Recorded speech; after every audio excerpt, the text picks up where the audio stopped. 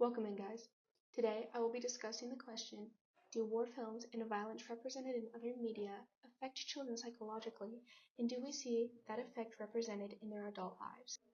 I'm going to start off today's topic with an academic article titled Children, Films, and Violence. Salar said, the author, reflects on how they viewed TV coverage of parts of the Iran-Iraqi war as a 9-year-old, and how their perception of that event made them glorify the violence and view the soldiers as triumphant victors despite the devastating circumstances. Said then goes on to talk about studies conducted that indicate that children, especially boys, often idolize violent heroes in media, perceiving them as cool and justified in their actions. Such portrayal blurs the lines between fiction and reality, good and evil, and can inspire youth to try to emulate these so-called heroes in real life. Furthermore, those who have experienced real-life violence are even more vulnerable, as media often reinforces their lived experience. Children across the globe are now immersed in a constant stream of media: television, movies, video games, and social media, which often normalizes violence. This media saturation desensitizes children to violence and can increase fear and mistrust, and often touts violence as the only answer to conflict resolution. This article talks about a study conducted in 2010 by Marshall and Rossman. This study asserts that media violence significantly shapes children's worldviews, reducing empathy, increasing fear, and encouraging aggressive behavior. War films can be considered incredibly problematic in this sense because they are exposing viewers to violence and gore while still being held under an educational label, so they're not as censored for children. Today's second article talks about a study conducted by Mount Sinai Hospital. This study provides interesting details on the correlation between violence and aggression viewed as a child in the adult brain. In a study conducted using brain scans, doctors and professors investigated what was going on inside the heads of 54 adult males when exposed to violent films. These men were split into two groups depending on how aggressive their natural instincts were. Interestingly, they discovered that how an individual viewed and responded to the movies depended on the tendencies and the brain of the beholder.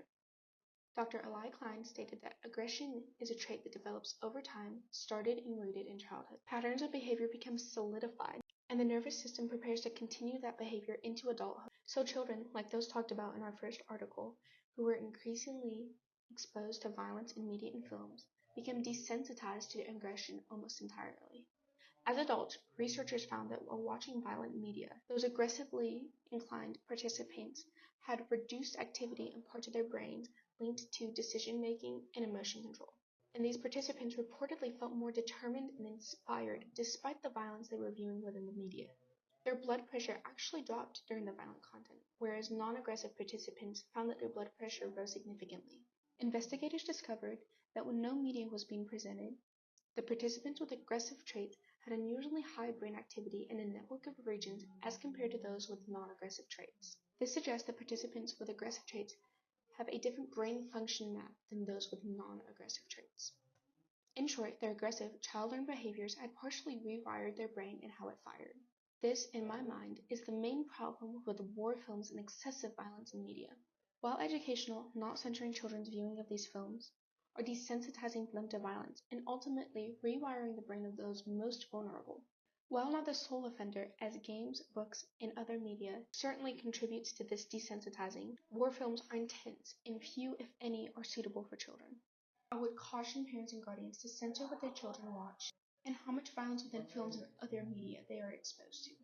Parents play a big role in shaping how kids use media in their day-to-day life, but few, if any, are actually aware of the input that is being fed into their child. As a result, violent content often becomes a regular part of children's entertainment.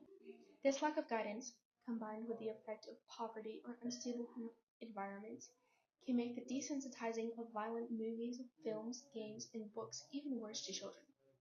The first article we looked at, written by Salar said, shows that media violence can change how kids see the world, and for the negative, making them less empathetic, more fearful, and more likely to act aggressively. It hardwires the children's brain, as seen in the study done by Mount Sinai Hospital, creates permanent damage on how people see the world and respond in empathy, and highlights the needs for parents and other guardians to step in and reduce these harmful effects. It is easy for a young person to admire a violent character and to claim it as their hero, but overall, The uncensored viewing of war films and media by children and young adults is a harmful thing that has long lasting effect and can alter someone's perception on reality in the world.